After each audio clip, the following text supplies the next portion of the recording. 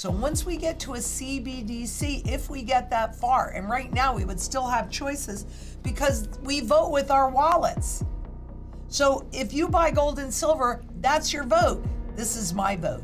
If you put in your food, water, energy, etc., that's your vote. If you stay inside of the system and you have things that are easy for them to control, like IRAs or retirement plans or pension plans, where you have absolutely zero control, that's your vote. I'm not in the system anymore, and I was a banker and I was a stockbroker because I understand what they're doing. So I try to make choices that put mine and my family's best interest first. And that's what I encourage you to do. Because where we are right now is that the BRICS will surpass the G7 in contribution to world growth. And that's what we're looking at right here. Where the US, the G7, and so that's the largest 7 advanced economies, that has been declining since 1992, where those BRICS nations, those have been increasing. And these paths are crossing. And especially, and it's also the BRICS that have been accumulating most of the gold.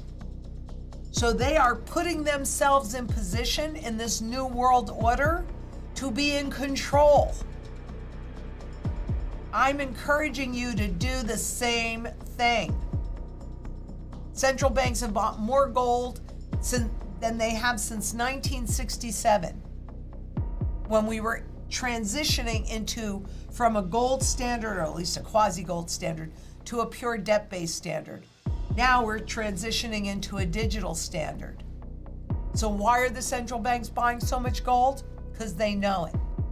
That's why I always encourage you to do what the smartest guys in the room on any given topic are doing for themselves. Central banks are buying gold.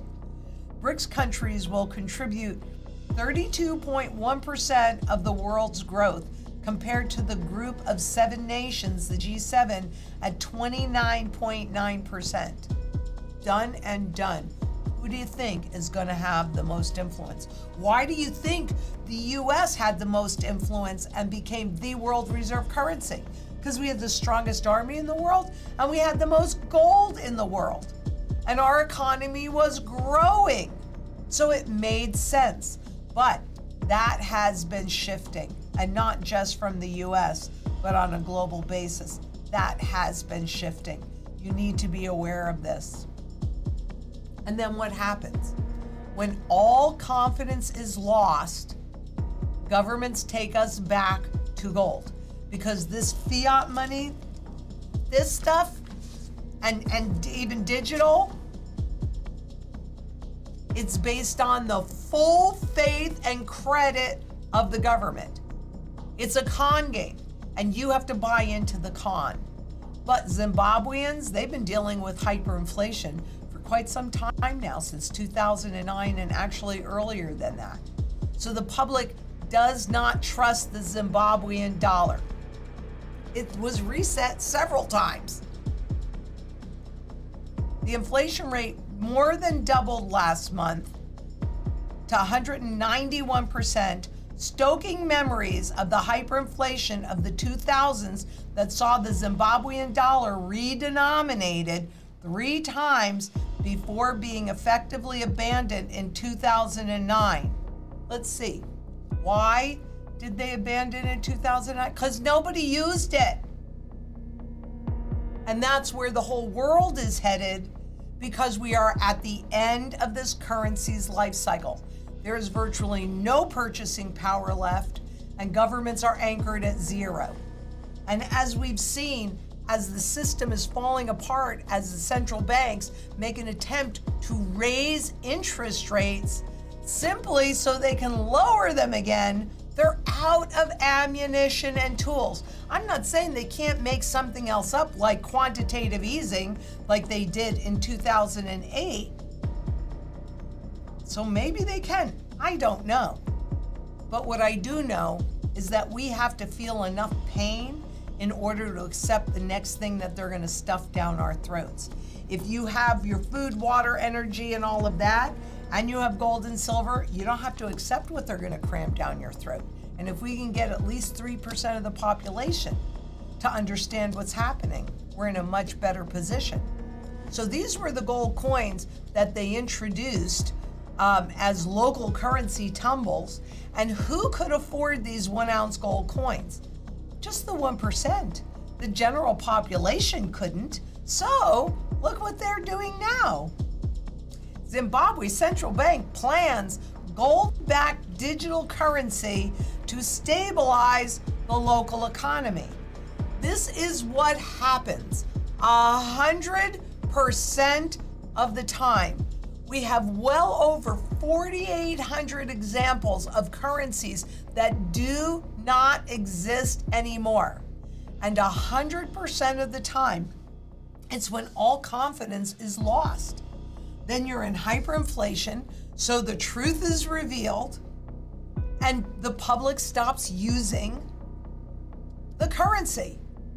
So you gotta back it with gold to give people confidence to use the currency again. Now they're trying to take them into the digital currency, so they brought it out for the 1%ers, that brought out the 1 ounce gold coins for the 1%ers, those that still have money, because everybody doesn't lose anything. Wealth never disappears, it just shifts location.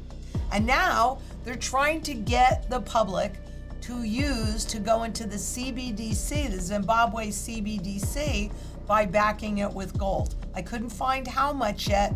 This is a new announcement, and we'll figure that out as we go along. I'm going to pay attention to this. But we are addressing this demand for store of value by increasing the number of gold coins in the market so that we manage that demand, right? Because the currency is imploding. It's losing purchasing power value at 191% official inflation very, very, very rapidly. The public notices that, just like they did here with our high inflation. But inflation has not been tamed. It is not over. We're at the end of this currency's life cycle. Make no mistake about that. We shall soon be introducing digital gold tokens to ensure that those with low amounts of local currencies, see, they got to get the public in here, are able to purchase the gold units so that we leave no one and no place behind. And they get you into the system, and then they start to take the gold away again. So we'll be paying attention to this. But yeah, they want you by the cojones. Why didn't they do a much smaller coin? I mean, with gold, you can hammer that out. You can actually hammer that out to super thin levels, thin. So, I mean, they can do any size gold that they want. But the new digital dollar tokens are seen as complementary to the Moya Tunya gold coins, so to the gold coins, being an alternative vehicle for transactions and investments and a store of value. That is what gold is. It is a store of value in the longer term. It is not subject to geopolitical risk. Now on the spot market, oh heck, they can create as much gold that does not nor ever will exist and control the visible price that you see. So that enables them to accumulate it cheaper, but it also enables you to accumulate it cheaper. Don't be fooled. You want it physical, you want it in your possession, and it is a store of value that doesn't have to pay you interest because it runs no counterparty risk. And right now, everything else out there is pure counterparty risk. So you have to decide for yourself what works. And if you're going to be responsible for other family members or other people, then you have to, it's like, if the plane is going down, you want to put your oxygen mask on first, then you can help others. This is your oxygen mask. and so is this. And the plane has already started its descent. Get her done.